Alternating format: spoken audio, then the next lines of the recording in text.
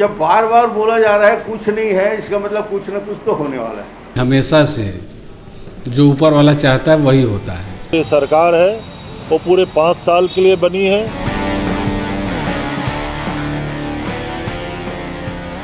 नमस्कार, मैं हूं मनीष। छत्तीसगढ़ सरकार के 2.5 साल पूरे हो रहे हैं। वैसे वैसे ही अब ये चर्चा भी तेज होने लगा है कि छत्तीसगढ़ में 17 जून के बाद क्या होगा। कोविड की त्रासदी के बीच लोगों को भी इस सवाल में ज़्यादा दिलचस्पी है।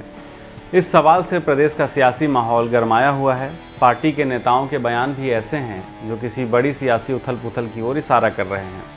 जैसे क्या टी.एस. सिंहदेव मुख्यमंत्री बनेंगे, क्या सिंहदेव मुख्यमंत्री नहीं बन सके तो पार्टी से इस्तीफा दे देंगे, या फिर क्या वे भाजपा में चले जाएंगे। यूपी के बड़े कांग्रेस नेता माने जाने वाले जितिन प्रसाद भाजपा में चले गए। अब क्या छत्तीसगढ़ में भी कोई बड़ा नेता भाजपा में चला जाएगा, ये बहस तेज हो चुकी है। असल में 17 जून को प्रदेश में कांग्रेस सरकार के 2.5 साल पूरे हो रहे हैं। ये चर्चा शुरू से रही है कि प्रदेश का सीएम 2.5 साल के बाद बदल सकता है। इसी पॉलिटिकल गॉसिप के चारों तरफ अब दल बदल की चर्चा तेज है। हम आपको बताते हैं कि दरअसल यहाँ पर ये पॉलिटिकल बवाल क्यों मचा हुआ है। पिछले विधानसभा चुनाव के नतीजों के बाद जब कौन बनेगा मुख्यमंत्री ये सवाल उठा तो पार्टी के अंदर नेताओं का ज़्यादा समर्थन टी.एस. सिंहदेव को था और प्रदेश सरकार की हॉट सीट पर सिंहदेव को बैठाने की तैयारी थी। मगर राहुल गांधी ने मुख्यमंत्री पद के 4 संभावित उम्मीदवारों टी.एस. सिंहदेव, ताम्रध्वज साहू, भूपेश बघेल और चरणदास महंत से अपने आवास पर मुलाकात की और उनसे बात की। आला कमान यानी कांग्रेस के शीर्ष नेताओं ने भूपेश बघेल का नाम तय किया। इसी के बाद से यह चर्चा रही कि 2.5 साल के बाद प्रदेश की कमान शायद सिंहदेव को दी जाएगी। हाल ही में कृषि मंत्री रविंद्र चौबे ने कहा है कि छत्तीसगढ़ सरकार में मुख्यमंत्री का कार्यकाल 2.5 साल करने का ना तो कोई फार्मूला है, ना ऐसी कोई चर्चा है। ये बयान भी आपको दिखाएंगे, पर यह बात बहुत सोचने वाली है कि तमाम मंत्री नेताओं ने तमाम तरीके से इस विषय पर अपनी अपनी राय दी। आए दिन ये चर्चा का विषय बना रहा, पर वर्तमान स्वास्थ्य मंत्री टी.एस. सिंहदेव कभी 2.5 साल के सवाल पर खुद इनकार नहीं करते हैं, न ही साफ तौर पर कुछ स्वीकार करते हैं। चौबे के बयान के बाद उन्होंने कह दिया था कि अगर चौबे जी कह रहे हैं तो सही ही होगा। मतलब आप समझ रहे हैं, मतलब ये कि टी.एस. सिंहदेव आज भी इस बात को लेकर बिल्कुल आश्वस्त हैं कि 2.5 साल के बाद मुख्यमंत्री वही बन रहे हैं। गजब का कॉन्फिडेंस है और ये कॉन्फिडेंस होना भी चाहिए। पर इधर भाजपा के नेताओं ने बयान जारी कर सबको संशय में डाल दिया है। संशय इसलिए कि मुख्यमंत्री बनने से अलग उनके भाजपा में शामिल होने की चर्चा अब तेज होते जा रही है। इधर बृजमोहन अग्रवाल का इशारा है कि 17 के बाद कुछ बड़ा होने वाला है।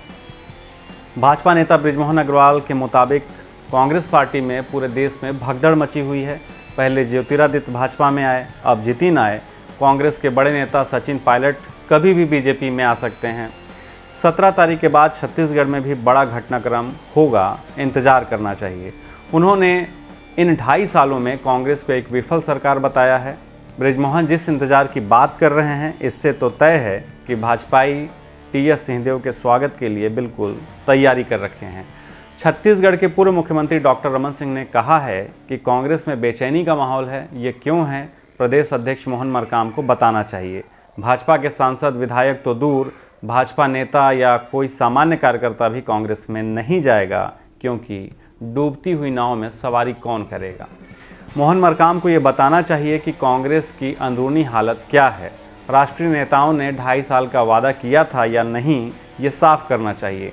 वहीं मुख्यमंत्री बनने के हर सवाल पर सिंहदेव का हर बार ये कहना कि सब आला कमान तय करेंगे, ऊपर वाले ही तय करेंगे। जैसे लाइन पर प्रदेश के खाद्य मंत्री अमरजीत भगत ने चुटकी लेते हुए कहा है कि बिल्कुल ऊपर वाला ही तय करता है, इसलिए नीचे वालों को परेशान नहीं होना चाहिए।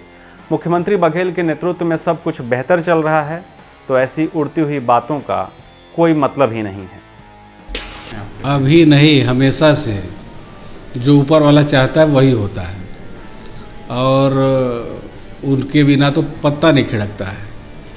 और इस प्रदेश में जो माननीय भूपेश बघेल जी की सरकार उनके नेतृत्व में चल रही है, बहुत सफल और ऐतिहासिक निर्णय ले रही है।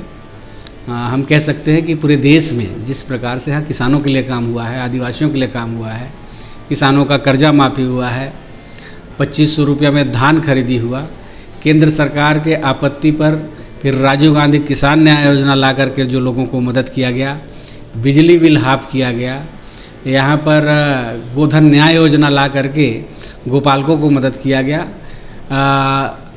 7-8 प्रकार के जो वनोपज के संग्रहण को बढ़ा करके 52 प्रकार के वनोपज का संग्रहण हो रहा है। तेंदुपत्ता श्रमिक जो अधिकांश आदिवासी क्षेत्र में तेंदुपत्ता का संग्रहण करते हैं, 2500 से बढ़ा करके उसका दाम 4000 कर दिया गया है। आदिवासियों का ज़मीन टाटा से वापस किया गया है। इससे कितने ऐतिहासिक निर्णय जो लिए गए हैं, जो केंद्र में बैठी हुई भारतीय जनता पार्टी की सरकार, पार्लियामेंट में जो स्टैंडिंग कमेटी है, उन्होंने भी इस योजना को एडॉप्ट करने की बात कही है। गोधन हमेशा हम लोग इस बात को कहते हैं कि सरकार जो बनती है वो पूरे 5 साल के लिए बनती है, और माननीय भूपेश बघेल जी के नेतृत्व में जो ये सरकार है वो पूरे 5 साल के लिए बनी है। और हमेशा छत्तीसगढ़ के किसान और यहाँ का आम जनता इस बात को कहती है कि छत्तीसगढ़ में विकास का चेहरा, किसानों की मदद का चेहरा, मजदूर और वन क्षेत्र में रहने वाले लोगों के विकास का चेहरा भूपेश बघेल जी है। इसलिए मैं कह सकता हूँ कि ऐसा कोई फार्मूला नहीं, छत्तीसगढ़ में ये सरकार 5 साल भी चलेगी। अब आने वाले वर्षों तक भूपेश के नेतृत्व में हम छत्तीसगढ़ में कांग्रेस की सरकार बनाएंगे। जब बार बार बोला जा रहा है कुछ नहीं है, इसका मतलब कुछ ना कुछ तो होने वाला है। मंत्री को स्पष्टीकरण देना पड़ रहा है, प्रभारी मंत्री को, कि नहीं 2.5 साल का एग्रीमेंट नहीं है, 2.5 साल की कोई बात नहीं हुई है। जब प्रवक्ता खुद मंत्री, सीनियर मंत्री बोल रहा है कि 2.5 साल का कोई करार नहीं है, यदि सरकार तो 5 साल के लिए चुनी जाती है, ये 2.5 साल का प्रश्न तो उन्हीं की तरफ से आ रहा है, वही उसका खंडन कर रहे हैं यानी कहीं ना कहीं उनके मन में शंका है।